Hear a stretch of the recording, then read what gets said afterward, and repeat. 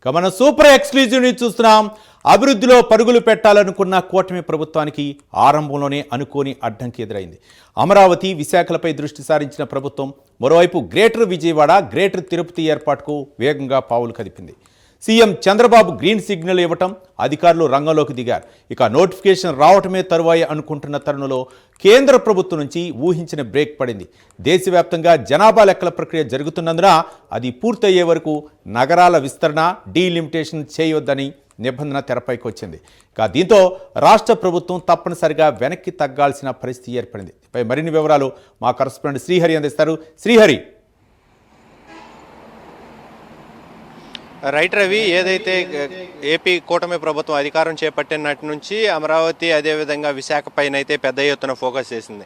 అయితే ఈ నేపథ్యంలోనే అమరావతి, విశాఖే కాకుండా అభివృద్ధి వికేంద్రీకరణ ఉండాలి అనేది నినాదంతో అయితే ముందుకు వెళుతుంది. అయితే ఈ నేపథ్యంలోనే ఓ పక్క తిరుపతి అయితే క్లస్టర్లుగా విభజించినా కూడా ఈ తిరుపతి, విజయవాడ ఏదైతే ఉన్నాయో ఇవన్నీ కూడా మహానగరాలుగా తీర్చిదిద్దేందుకు అయితే కూటమి ప్రభుత్వం చర్యలు చేపట్టాలని చెప్పని ముందు ఆలోచనతో వెళుతుంది. అయితే ఈ నేపథ్యంలో డీలిమిటేషన్కి సంబంధించి ఎలాంటి చర్యలు చేపట్టొద్దంటూ కేంద్రం అయితే ఒక రాష్ట్ర ప్రభుత్వం ఆశల మీద అయితే కొంత నీళ్లు జల్లిన పరిస్థితి కనబడతా ఉంది. అయితే దీంట్లో ప్రధానంగా చూసుకున్నట్లయితే అటు తిరుపతి కానీ ఇటు విజయవాడ ఏవైతే ఉన్నాయో ఈ రెండింటిని మహానగరాలుగా తీర్చిదిద్దేందుకు, అదేవిధంగా చుట్టుపక్కల ఉన్న గ్రామాలతో పాటు చుట్టుపక్కల ఉన్న మైనర్ మున్సిపాలిటీలు ఏవైతే ఉన్నాయో వాటన్నిటిని కూడా ఇందులో కలిపి మహానగరంగా తీర్చిదిద్దేందుకు ప్రణాళికలతో ముందుకు వెళ్లాలంటూ కూడా సీఎం చంద్రబాబు అయితే అధికారులకు ఆదేశాలు ఇచ్చారు.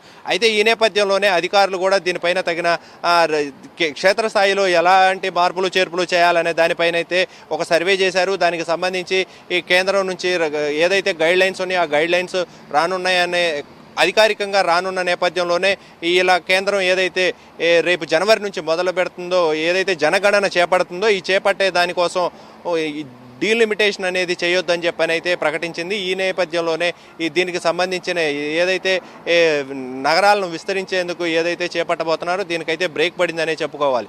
అయితే అభివృద్ధి వికేంద్రీకరణ ముందు నుంచి వస్తున్న నినాదం ఏదైతే ఉందో ఆ నినాదంతోనే సీఎం చంద్రబాబు ముందుకు వెళ్ళాలని చెప్పని పెద్ద ఎత్తున అభివృద్ధి చేపట్టాలి.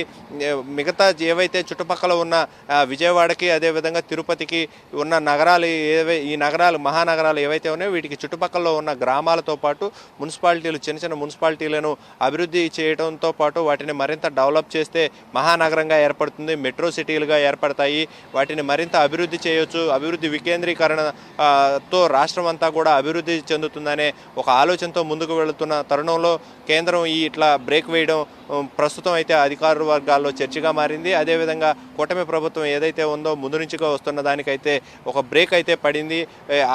ఏదైతే కూటమిలో ఏదైతే ముందు నుంచిగా రాష్ట్రాన్ని మొత్తం కూడా డెవలప్ చేయాలని చెప్పని ఒక ప్రణాళికతో వెళ్ళబోతున్న దాని ఆశలకైతే కొంత అడియాశలుగా మారిన పరిస్థితి అయితే కనబడతా ఉంది. రవి. Thank you Srihari.